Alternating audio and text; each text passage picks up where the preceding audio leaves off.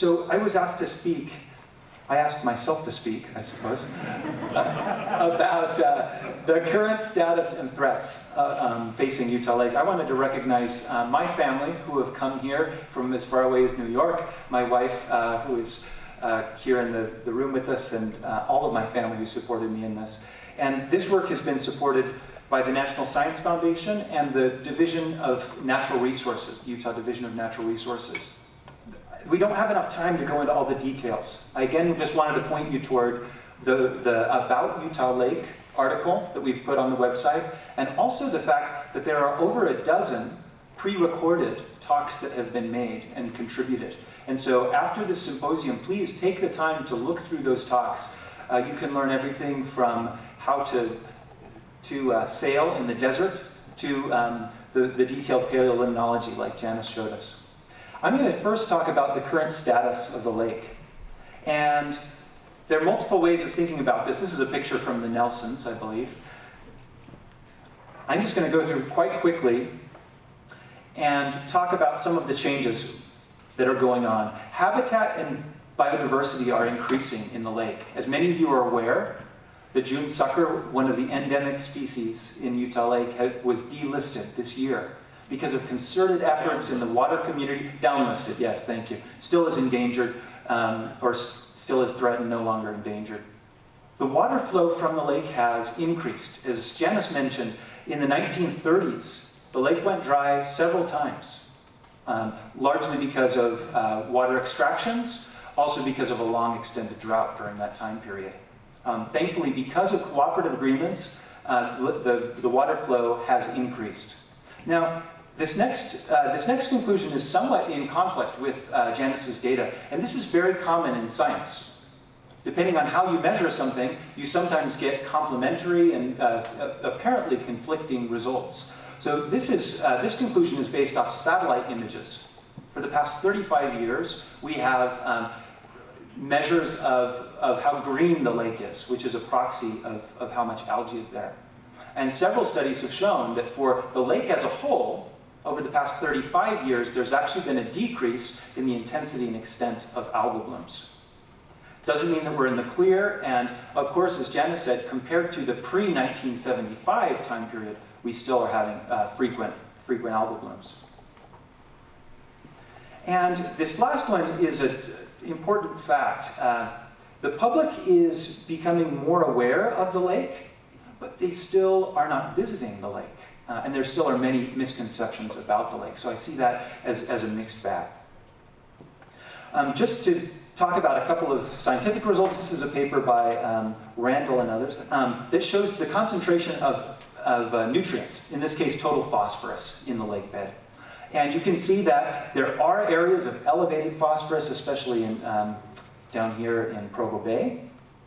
However, it's a really interesting story where in much of the lake you don't see a strong influence of anthropogenic or human-caused nutrients in the sediment. So contrary to what we often hear, the lake is not polluted all throughout the lake.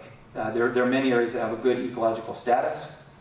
And here is the result from Sinead Tate, who just finished her master's degree, showing areas in blue have had a decrease in algal bloom intensity and extent over the past 35 years. Areas in green have seen an increase. So again, it's a mixed story, where along the eastern shore in Provo Bay, where we have a lot of human nutrients going to the lake, there has been an intensification of some of those algal blooms. However, the lake as a whole has potentially seen some recovery from that period that Janice was talking about. Now, there are threats, of course, that are also facing Utah Lake. The most important, in my opinion, is apathy and disconnection and misunderstanding from the lake. I was talking with a longtime resident of the valley who asked me, because they knew that I studied water, hey, what is that? I climbed Timpanogos the other day, and I saw a huge water body. What is that lake called? And that's, of course, an extreme case, but it's not a unique case, unfortunately. There are many people who do not visit the lake who aren't aware of it. And until we recognize its value and beauty, it'll be difficult to ensure its protection. There also are threats from development. Now, the change is coming no matter what, so we have the option of smart development. And I hadn't heard this term before, but I suppose the opposite is dumb development. And so we have a choice to make. We want to just continue building everywhere, build causeways and degrade the habitat, or do we want to be strategic about where we develop? And then there also are dangerous proposals, as have been mentioned several times. I'll leave that. There's a legal panel speaking next that'll deal with that in more detail. And finally, climate change is altering the conditions of the lake. It's disrupting precipitation. And then there's a strong correlation with the satellite data between water temperature and the algal blooms. Algae can reproduce more quickly. So this is just a graph that shows decreases in snowpack. On average, there's been a 20% decrease in our snowpack since the 1950s. So we've got to think about these threats as we move forward. So here is a really interesting analysis by the Valley Visioning that was commissioned by our county that shows different possible futures. On the left is the baseline land use. This is what will happen if we just continue to grow without too much strategy. On the left is the vision where we could have some concentrated development. We can preserve some of our beautiful agriculture, some of the natural spaces. It's hard to interpret, so again, go on the website to look in detail. But the choice is ours. Now, there's some aspects of the lake that make it incredibly resilient to human disturbance. It's naturally cloudy. Now, it certainly was clearer in the past, particularly before carp were there. However, the evaporation from the lake forms several minerals that give the lake what I consider to be a beautiful and milky, cloudy color. Sometimes in the evening, you see sunlight reflecting off of the lake and illuminating the bottom of clouds. It's really unique and gorgeous. That shades much of the water column and makes the lake more resilient to algal blooms. Likewise, the fact that the lake is shallow, which is a natural attribute of the lake, means that it doesn't split into hot water on top and cold water on the bottom. So it's very well mixed. That's a big deal, because in other areas when you have algal blooms, you have fish kills. And you also can have release of many pollutants from the lake bed when you lose that oxygen. So the very nature of the lake is a huge benefit to us. It gives us a little bit more wiggle room. So we don't have any dead zones, and we're having very limited release of phosphorus, mercury, and other pollutants from the sediment. The third aspect is that the evaporation and also the lake bed are constantly removing nutrients from the water column. So this is a free service that the lake is giving us, worth tens to hundreds of millions of dollars every year, thanks to the natural processes in the lake. Finally, we have a population that cares about quality of life and also conservation of the lake. We have been amazed at the diversity of stakeholders who have come forward who want to protect and restore Utah Lake. There are also aspects of the lake that make it vulnerable. Janice mentioned this. Utah Lake has an enormous watershed, almost 3,000 square miles. That means that changes anywhere in this giant area can affect the water quality and water quantity in the lake. Also, we live in a semi-arid environment, which means that we have a lot of pressure on water. It's extracted primarily for agriculture, but also the growing population. We have some of the fastest growth anywhere in the United States. Approximately 600,000 people live in the watershed today. That is expected to grow to 1.3 million by the middle of the century. That's almost, it's 80 to 90% local growth, right? We have large families in this area, though there is also some immigration. And then, though there are many people that care about Utah Lake, the understanding of the ecology, hydrology, history, cultural meaning of the lake I find is quite low. I want to emphasize a few things that Utah Lake does for all of us. Put 7 up there, and again, you can go into detail. It regulates our climate. It is the source of precipitation. We get lake effect for snow.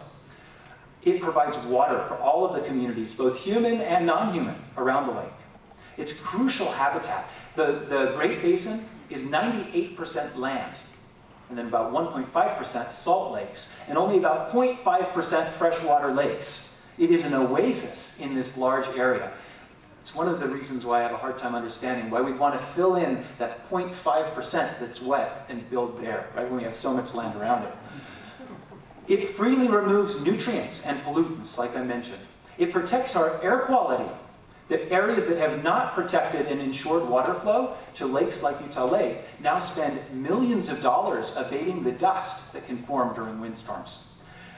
It has world-class recreation and views, and then for me, and many of us here, the lake has spiritual and cultural importance.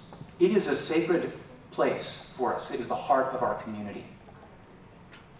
So, just wanted to end here. I spoke with the June Sucker earlier, and this is a direct quote, actually.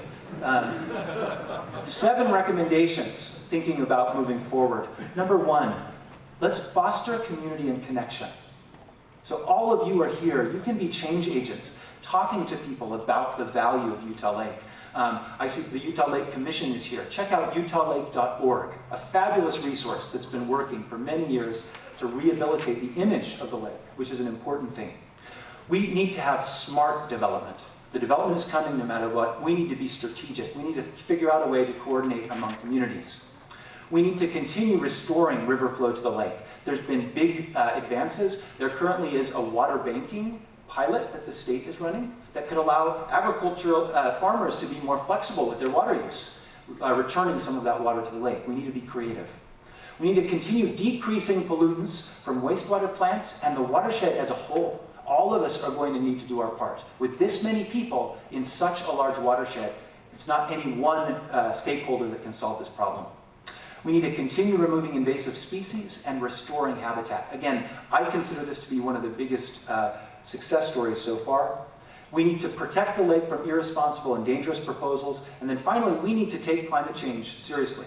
We can't keep our head in the sand. This is actually an opportunity for our valley to have clean air, also address this global problem. Thank you very much.